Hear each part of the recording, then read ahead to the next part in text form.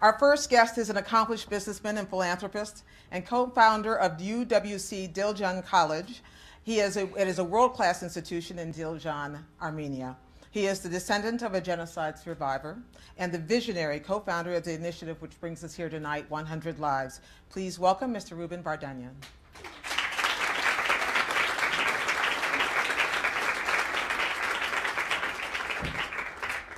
And our next guest may best be known for his leading roles in a number of award-winning films, but equally as important are his contributions to humanitarian efforts and African aid and development work. He's the co-founder of the Darfur Aid organization, Not on Our Watch, and he has used his celebrity for good, often despite putting his own safety at risk. To shine a light on modern human rights abuse, Mr. George Clooney.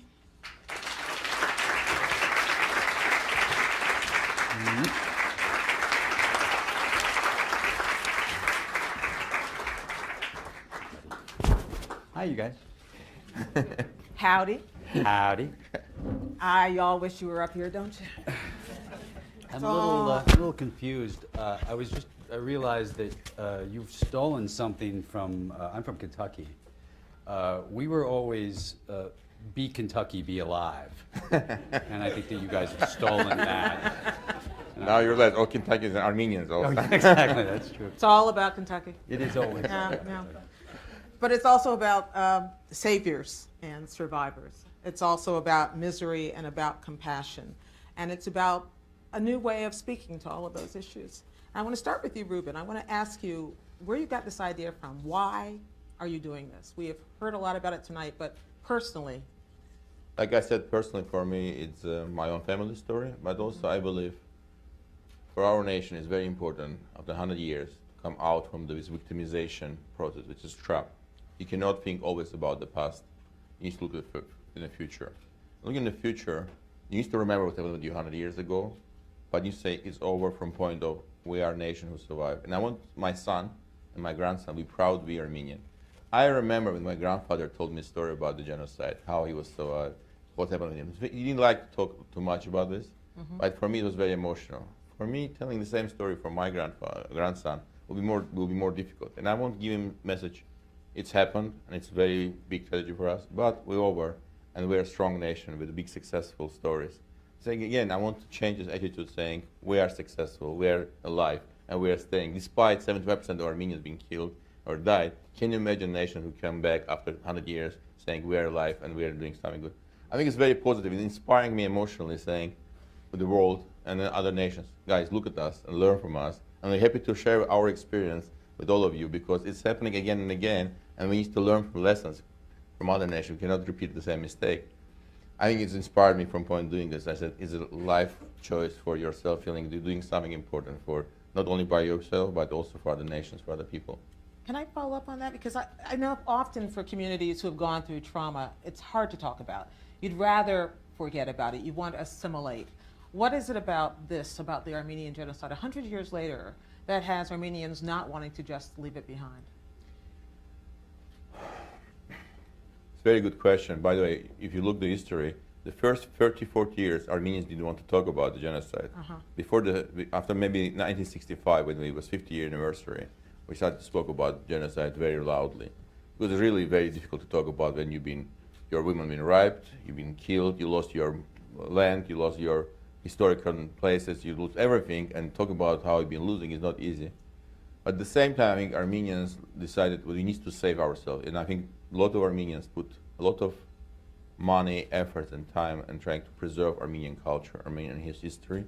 It was amazing looking at how many Armenians, individuals, doing something which in different part of the world, we would build the schools, we build the churches, we build the institutions like AGBU and others who've been years and years spending money and efforts trying to keep Armenian identity despite all this happened with us.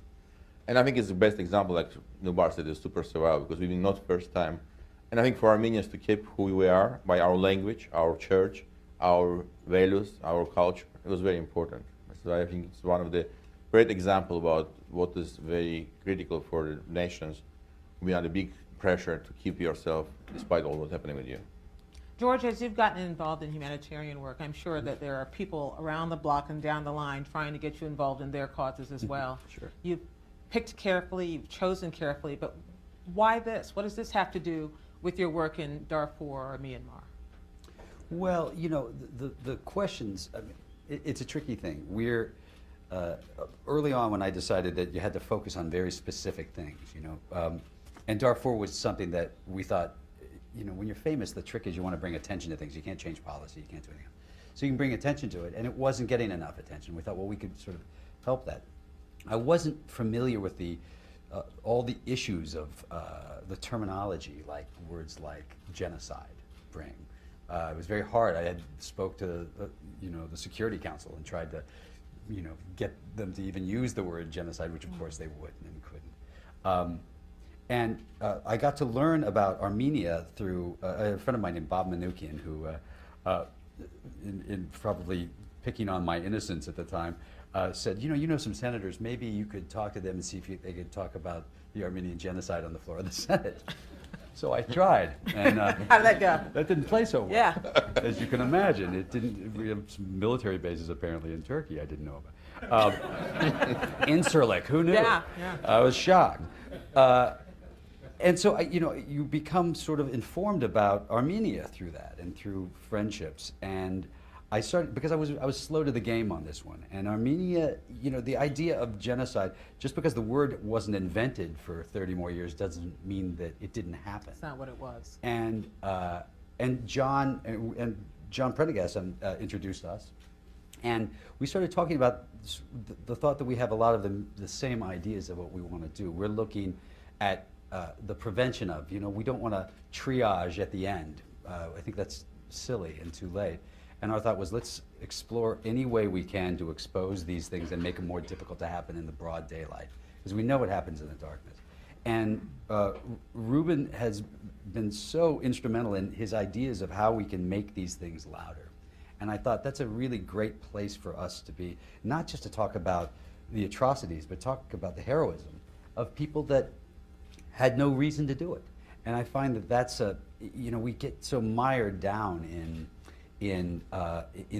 these horrible stories that sometimes we forget that there were these great heroic moments and these unbelievably brave people. And I think I just thought it was a brilliant idea to not just focus on that 100 years ago, but also to focus on the people doing it now. And So there's overlap, you think, in your work. There's common there are common goals in your work. Absolutely. No, this is something is very important. We found this is a common goal about current what's going today. Because like using the past, it needs to look what's going today in the world. And it's unfortunately a lot of replications, coming the same stories. And without doing this together, without talking about this, without recognizing and supporting the people, because one of the idea about this prize, the money will go to continue support this activity. Yeah, which I think it was very important to say the message. We want to help other people to go in this process much. Yeah, I also want to say that, you know, independent of doing this with Ruben, and John and I were working on this, I had, you know, my wife had no idea that I had been meeting with Ruben, and she was in the middle of going to Strasbourg to the international, you know, to the Court of Appeals to fight a really interesting Armenian battle. And, you know, I came back, I went to park my car in LA, and the valet guys are all Armenian, and they came over and they go, I want to kiss your wife, and you can't pay for the car. And you said, doesn't everybody? I was like, everyone has to kiss my wife. But it was very funny. We joke about this. Now George become Clooney, not anymore Clooney. It's Clooney. Yeah, we looked at the guest list. There's a lot of IANs at the end. The Irish thing with IAN doesn't work so well, but whatever. That's for tonight.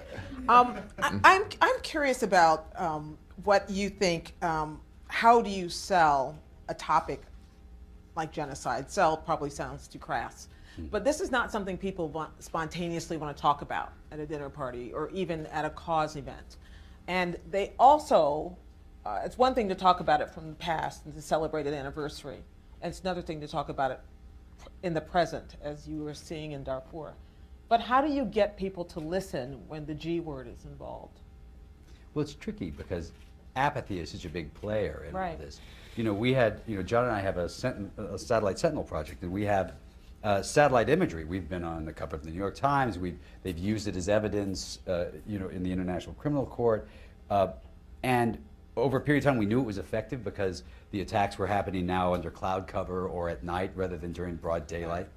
And we felt that that was a really effective tool for a period of time. But then you realize, and I would imagine that Omar al-Bashir would realize at a time, that if nobody's going to do anything when you actually see that, when you see the bombardment of the Nuba Mountains, right. You see those are innocent people being killed by troops, period. Former Janjaweed troops who are now, they have a new name, but they're the same people. When you see that that just keeps continuing anyway, you realize that, well, then we could just go ahead and do whatever we want. Apathy is the big player here, and it's very difficult to find ways to keep the subject alive. It's hard to do, and we see it all the time. There are very quick hits in the news. As you know, you have to deal with it a lot. It's very hard to keep it sustained, and sustained is the only way it works. If I may bring the example of what 700 years ago, I think it's a very interesting story, which I'm sure not every Americans know. From 1915, New York Times was the first newspaper to publish articles about the genocide going in Ottoman Empire. And it was many publications, and it was the first time I used saying it's a crime against the humanity. And it was money raised around the entire America. Again, it was an amazing campaign. Can you imagine $150 million was raised? But what happened in 1921, everything was stopped, okay? 1921, after that, you will not read anything about genocide. Why? Because the government decided that Turkey is our partner, okay? And this has become the policy not to talk much about this subject anymore. What I'm saying is very important for us, people who really believe it's a key issue, to talk, to discuss, to bring this issue again and again, because sometimes government has different interests, political or military or whatever, economical, and this is very dangerous because it's very dominating from point of the human values. And I think it's very important for us, being people who achieve something in their lives, in business or in culture, to try to keep the subject in life, because people don't want to talk about it, you're right, but people need to hear what they don't like sometimes hear. And part of what you're trying to do here is kind of undertake an education project. So how do you begin to do that? Is that what the prizes are for? Is that what the award is for? No, we're doing 3 elements. Like I said, it's a past, is trying to tell the stories of the service of the current, the present, it's a award people who are doing today, and we're doing also grant projects. For example, we'll do 100 scholarship for kids from Syria, Lebanon, Iraq, and Egypt. Will study free of charge in our school in Dilijan as a scholarship, because the same way Arabs helped us 100 years ago, and help our kids to live life. Saying we need to help people who are under pressure now, or they have serious problems, to get educated kids. And this is why one of the reasons our school in Dilijan from the beginning is that it needs to be international. It's a 48 nationalities study together. And kids from Turkey studying now in Armenia, kids from Syria, Israel, Palestine studying together in Dilijan. And I think it's a very important element, bringing kids together, helping them get a good education. And it's about the project about the future, building the future with a new type of the relationship, with new type of attitude, because it's the only way how you can change, you change the mentality. You cannot change anything else. You cannot achieve anything without changing mentality. Yeah. George, is there a trick besides the judicious use of celebrity to get people to pay attention to issues which seem very far away? Sudan is very far away. Well, I mean, I grew up in the news business. My father was an anchorman for 50 years, and one of the things that you sort of learn, unfortunately, is when it bleeds, it leads, right? When it's the horrors will come out. But the truth of the matter is, we keep going through this. We do it time and time again. After the Holocaust, which was the one that everyone talks about, we said never again. And then we had Cambodia, and then we had Rwanda, and then we had Bosnia. You just keep going back and forth. Darfur, which no one really wants to acknowledge necessarily. So the hard part is, to sustain it. So you have to find, I think the education part is a brilliant part of it. It has to become part of our education. For instance, the idea of remembering Armenia, even though it was 100 years ago, the reason you have to do it is because it is part of our history, and it is part of the world's history. And if we don't do it, then when do we start? From 1940, and that's when we're going to start talking about. But I call it willful forgetting. It's not that we forget simply innocently. We want to forget. We want to move forward. Sure. Americans especially aren't particularly interested in reliving bad things. So But they do, it's a funny thing, they will for bits of time. I mean, we did the Darfur rally, the Save Darfur rally, in Washington, and there was, I don't know, 100,000 people. Yeah. And it was an unbelievable turnout, and everybody, Senator Obama and Senator Clinton and everybody in the world showed up and spoke. And it was that moment where you go, this is it. This is that moment where everything sort of crystallizes, so we got them. And everybody felt it. That's the problem. Because then everybody's like, good, done. Darfur, done. Okay, Not now next what? thing. On to the next thing. And the Yeah. truth is, it's getting in and doing the nitty-gritty work that it takes for us, for the things that all of us can do. It's also lobbying people in places who can make policy. It's keeping the attention on, Darfur, the interesting thing was it was a culmination of young people and church groups, which are really not necessarily groups that gel. Overlap. Yeah. And they were unbelievable in keeping it alive for quite some time. And you have to continue to find roadmaps through that and find ways to keep it, on the tip of your tongue. You see, I remember in my church it was a big issue for a while, but I haven't heard it talked about a lot. One of the things I find interesting about 100 Lives, Ruben, is that you're trying to find a way to seed it. You're trying to reward people here, there, with smaller grants, with ways of making it a more broad-based conversation. Is that fair?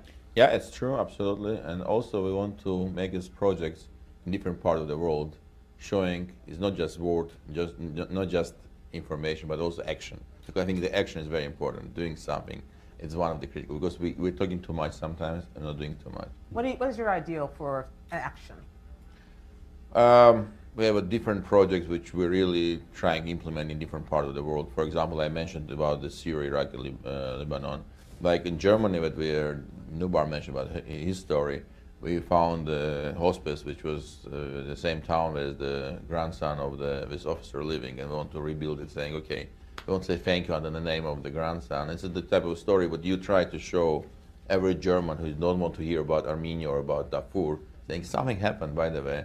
One of your neighbors, grandfather, did something, but now somebody coming saying thank you. That's why we need to prevent the genocide, we need to act when the genocide is happening, but also we need to help after the genocide is over to help people to come out of this victimization feeling, and also saying this thank you. It's creating awareness about something going on. I want to learn more about this.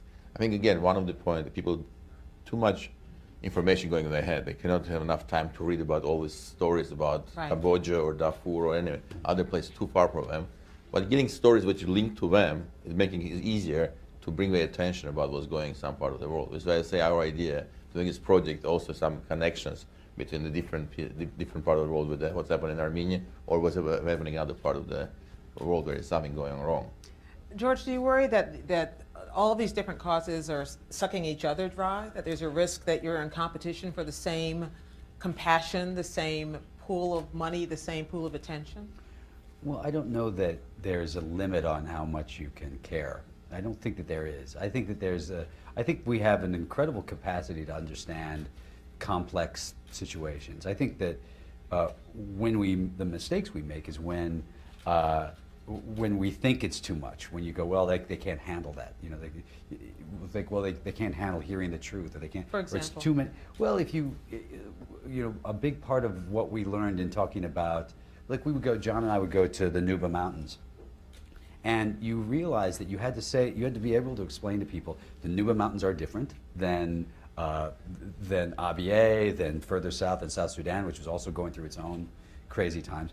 And people, all you have to do is put a face to those people, and you realize that there's a humanity to it. Because what happens is we generalize constantly. We'll go, like, particularly in the United States, you'll just go, well, that's just Africa. I mean, there's a lot of people that call Africa a country. Yeah. The country of Africa. Yeah. I mean, that's actually true. That's not just kind of true. And so the idea is you have to say, well, no, this is a people. These are some of the first people of mankind that are being systematically mowed down.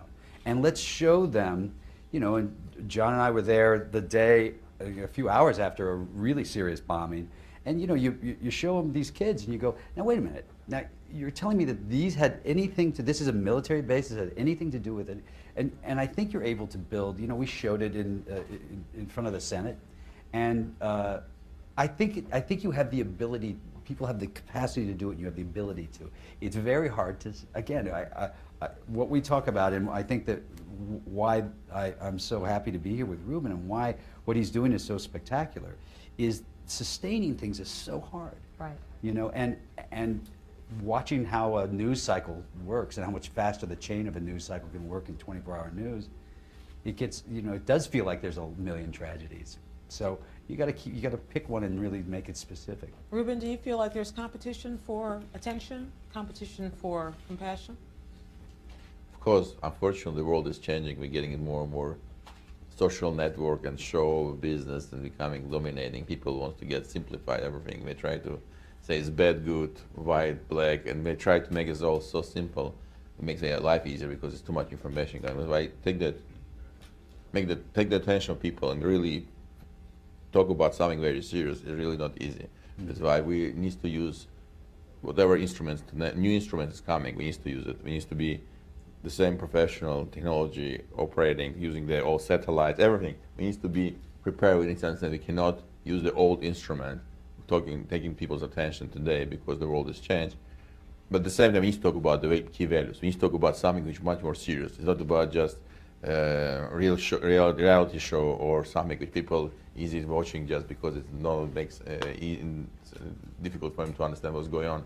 We need to try it. Otherwise, we will know nothing will happen. Without trying, without doing ourselves, nothing will change. Nothing will happen. You also have to hit people sometimes where it hurts. You know, there's a group of people that won't care, but there's a group of people that do care if they're associated with bad things going on in the earth. You know, we sort of the next step for John and I in our satellite program is following the money. You know, these guys, there's these people who are buying, you know, Antonovs and buying helicopters and buying bombs, and they can't buy them with Sudanese pound on the open market. That you can't use the Sudanese pound.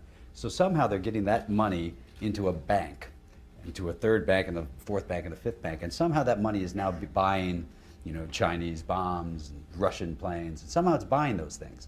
Now, those banks are banks that we all use, and we know the people. And when you follow that chain, we've hired forensic accountants, good ones. And when you follow that chain around and down, you can say, well, now wait a minute, guys. This is these are banks we all know. These are people we know who go to dinners that we go to, that don't want to be associated in any way with that. And you could choke things off in a much different way by following the money. So that's a big part of it. But you choke things off by shaming those people or by government acting? Well, I mean, first you try shaming them, and then you hope the government follows suit. Follows suit. I mean, honestly, how many times every time we testified in front of the Security Council, and China got up and walked out, right? Because they have oil wells, and in fairness, they need oil from the Sudan. They have more cars, you know, bursting on the scene every second. But I mean, we've traveled through Sudan, and it's all Chinese workers that they've brought in. So they have a vested interest. A government has a vested interest in remaining status quo, and so you have to try and good luck shaming China. Yeah. I want you all to know, I'm going to just pause for a moment to let you know that we're going to take questions in a moment or two from the audience. We want you to participate in this conversation, but I'm going to hog it for a few more moments. But just start thinking about your questions because they have to be really smart, or I'll shame you. I'm sorry, Ruben, you were going to say. No, it's fine. Let's. No, that's okay. I'm feeling getting shamed. Right. Not you. We have time for one more question. I want to ask you to talk a little bit more about the Aurora Prize and what your goal, your dream is for it, because it's $1 million is a lot of money, and a lot of competition probably for it. But you must have in your mind an idea about what you want it to be. Yeah, I think it's one of the key points that we try to print during today's presentation. It's a second chance issue, which we believe is a very important element, because it's not so obvious when you get some victimization process coming back to normal life. And this is, again, helping people. It really requires a lot of efforts, not only by financial, but also psychology, people, humanity needs to be actively involved. That's why our Aurora Prize is recognition of people who are doing this, but also financially supporting them, but also trying to, in general, create a movement about this humanitarian action. We say we need to help other people to get back in normal life and be successful after they survive or after something happened to them. That's why Our prize, we hope, will become really global prize, which will be recognized worldwide, and the people who get this prize will have power to attract more people and more resources to do what we're already doing. And it's not only financial, like I said, it's $1 million, big money, but simply it's not enough money. We all know how much money we all need to stop some of the activity or finding more information what's going on in some of the places. That's why our hope with this prize will recognize these important people and it will help them to create more opportunities for them to get more done. Most interesting thing about it to me is that you're remembering the past as a way of planting seeds for the future. Yeah. So let's talk about the future for a moment. I was telling George and Ruben backstage that I was in Selma last weekend and got to cover the commemoration of the 50th anniversary of Bloody Sunday. And one of the things that struck me the most about it were the people in the crowd. And that as you drove from Montgomery to Selma, that there were rental cars, vans full of young people who were, for whatever reason, motivated to be there. And whether it was Ferguson or whatever it was, they are the future of whatever civil rights movement still exists. So as you think about your causes and your goals, and you think about setting the stage for the people who have more energy to continue it, how much are young people central to this, and how do you get them engaged? Well, I mean, if you look back at probably almost every movement that's ever really worked, Sure. it's run by young people. It's led by young people. If you look at what happened, in the 60s, the anti-Vietnam War movement, you can go through all of the things that you look back and you think, young people took that up. The Civil rights movement were young people. Martin Luther King was a young man, quite honestly. But even much younger people. John Lewis, Congressman Lewis was a very young man when he was 24, I think. He was 25. It's just, so I find that they're the ones who actually do understand that they're going to have to carry it. And it's nice, what I love about what Ruben's saying is that we actually have to find a way to, water that and let those people know that that's the right thing to do. That's the way to go. The sitting at home, playing video games isn't going to cut it. You got to get in it. You got to get involved, and it's going to be the young people. Absolutely, I totally agree. And we are doing this all education projects in Armenia and in Russia with my wife, and we all see this energy, inspiration. People really. We want to lead by example. The one point we need to understand, it cannot be leading by wording, it needs to leading by example. The school what we started in Armenia, we got 200 people who support the school, okay, and from worldwide, not Armenian only. And this is an amazing example for people. It can be done. It can be done in Armenia, something that nobody believed can be done. They're not waiting for you to lead the way, they're already ahead of you. Yeah, now, absolutely. And now, in the school, you go in, kids, 16 years old, you'll be amazed how they patient, we have an inspiration, we're trying to change the world. We all they dream to change the world, and we're coming from different countries together, thinking about how we can change, how we can make the world better. United World College system is amazing because we really collect these kids from different places, and we're coming with the big belief we can change the world. We need to help them. Changing the world, that's a nice goal. I'm going to open this for questions now, and all I ask is that you identify yourself and that you make it a question. And then I'll decide who gets to answer it. We'll start right here, and then we'll make our way over. I'm first. Could you stand? Could I stand? Yes. I like the darkness. I thought the state motto of Kentucky was "Down the stretch they come," but that's a little Derby's coming up. Everybody, it didn't seem right here. Yeah. Tell everybody who you are. Oh yes, I'll let the voices in my head tell you. It's Richard Roth of CNN. George, content, I'm told, is king, and you have influence in other places. It seems like young people and a lot of times get their messages from movies. I mean, have you talked about or met with anyone regarding a thriller regarding the history of Armenia and relate it to perhaps someone today, descendant or otherwise, in a way of getting the message out? No, I haven't. Movies take it's a tricky thing with films. It's funny, looking at what Aurora did with that film. When you think about that kind of money, was it $20 million? Yeah. That's $1 billion or something now. It's insane what they were able to accomplish. Good or bad, Birth of a Nation certainly wasn't particularly good for mankind. So you can. I'm glad you said that. Yeah, you can work it either way. But you know, there's an awful lot of good that you can do in television as well, not just films. It's finding the right storyline and finding the right thing. Again, it's sort of like you have to attach it to someone. Aurora is someone that it's a beautiful story to attach it to. So it'd be nice if that's a story that was made again. That would be a nice one to do. Another question. Where is my microphone? Oh. Is this working? Now it's Susanna Schrobsdorf from Time Magazine. Hello. I had a question, I guess, we're 20 years out since Hillary Clinton talked about how women's rights are human rights and human rights are women's rights. And I think we're kind of having a moment where violence against women is in the news. I think this weekend we had International Women's Day, and women in Turkey protested against what's called femicide, which is maybe something you want to comment on, like, does that exist? Does it exist? And how do you harness the energy when something's in the news like this, and when there's a sort of natural moment for protest or uprising? How do you harness that, similar to civil rights? Ruben? You want to take that one? I prefer it. Well, it's obviously, you know, one of the important things is that we forget that, or we sometimes don't understand that rape is actually used as a tool of genocide. It isn't just this, you know, rowdy bunch doing horrible things. They're actually doing specifically designed to destroy an entire race of people. And we have to continue to fight that battle. We have to continue to remind ourselves and everyone else that this is not just a crime. This is a crime against humanity, and it has to be treated as such. And we go through this a lot. If you look at,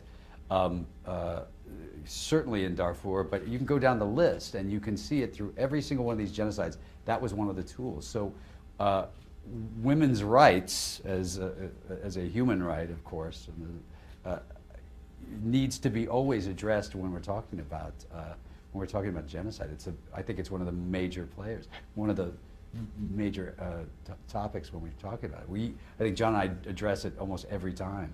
We just wrote an op-ed piece in New York Times about it. Next question. I shouldn't say New York Times in front of Time Magazine. She can take it. She can take it. There's someone right here.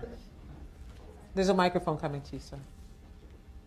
My name is Christopher Colombian. I'm from Canada. Oh, there we go. I went to Armenian school in Canada, and growing up, ancient history class was all about how wonderful the ancient story of Armenia was. And then the modern history was all about death and despair. And I'm slightly ashamed to say that I kind of tuned out because it was such a negative theme. And what I love about this project is it's about the heroes and about the hope. And Ruben, I'm curious to know, have you always thought this way, or was there something that changed that gave you this idea? But the think positively is not easy, you know. Usually to make the film about negative is much easier. To talk negative stories, it's obvious. To writing negatives is much compelling, much more richer by stories you can make. And Armenians' history is amazing. If you look what we've been happening with us, all history, 5,000 years. We've been between the Roman Empire and Parthians, between the Persians and Byzantium with the Ottoman Empire, Byzantium. We've been in a crossroad between the different culture, different civilization, and we've been always good from point not being only surviving but being successful. Can you imagine Armenians going in Singapore, Burma, when many of people never go to the main city, which is not far from the villages? That's why Armenians being positive despite all this tragedy. So I believe we need to bring back this type of attitude, what we can do, succeed. We become first Christian country. We made our own alphabet. We made the publication of the first book in 1612 after the 20 years of the Gutenberg Prize. And this was a small nation living in the Middle East, went to the Poland and published the book because we believe it was very important. So in Armenians, we keep us pioneering, thinking out of the box, being really out of comfort zone. The question is attitude, because of what happened in the 20th century, bring us a little bit back, say, oh yeah, it's too bad, we're suffering, we're surviving, and coming back saying, you know, we are alive. I think it was very important for me, and I said, like I said in my speech, personally and for the nation, just getting out from this trap, being always victimization and trying to think we're a loser. No, we're a winner. This is my main message, which I want to get. we are the winner, despite what happened with us. I suspect a lot of people tuned out of the bad news for a while, and they're ashamed to admit it, and only now are coming back. This gentleman here has been very patient, and if you will be patient enough for the microphone to get to you.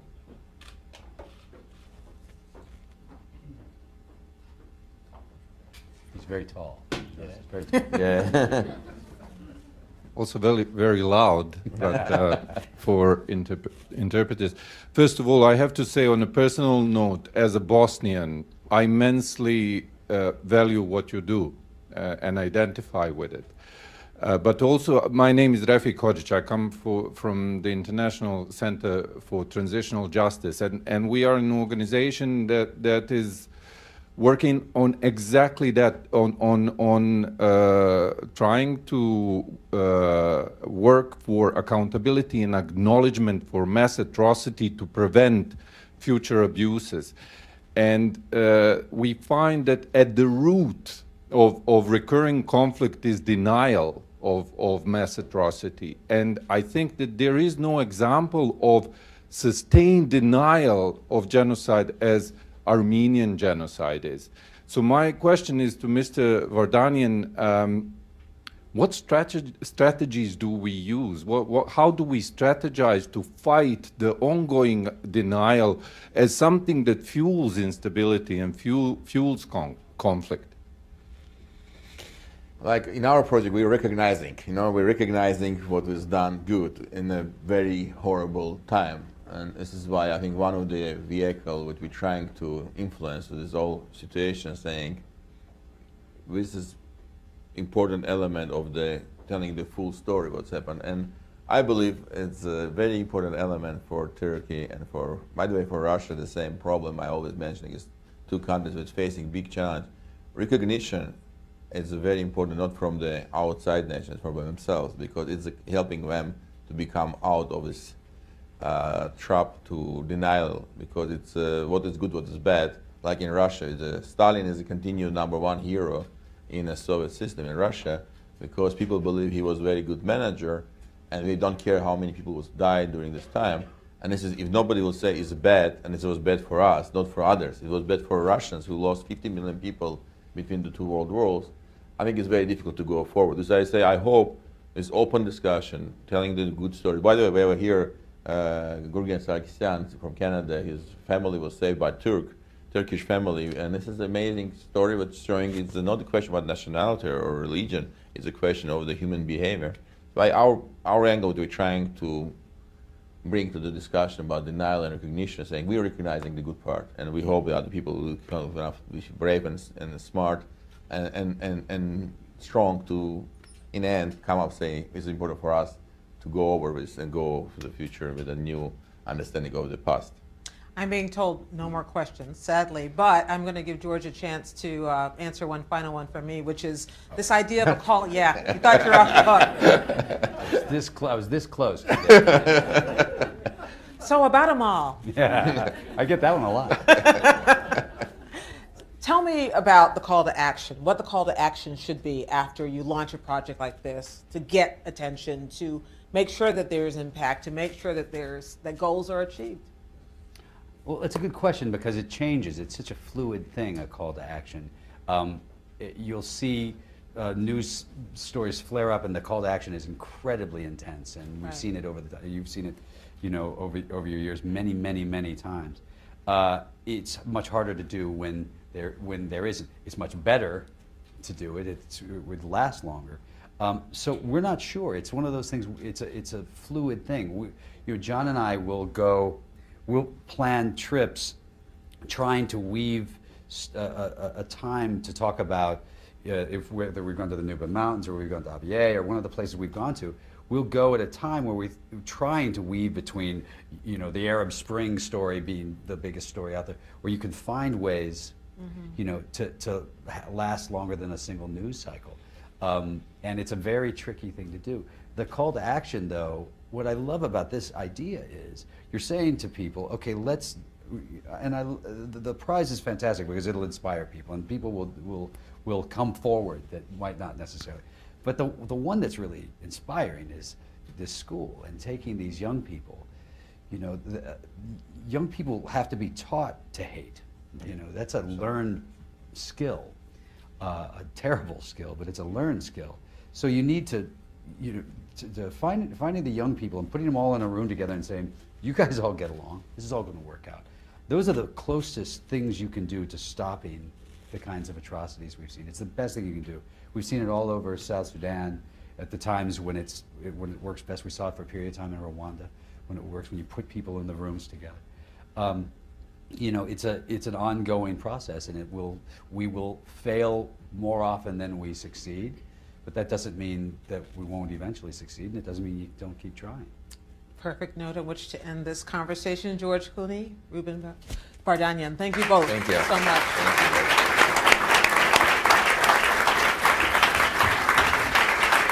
I'm buying dinner. Yeah. Thank you, guys. I'm in trouble.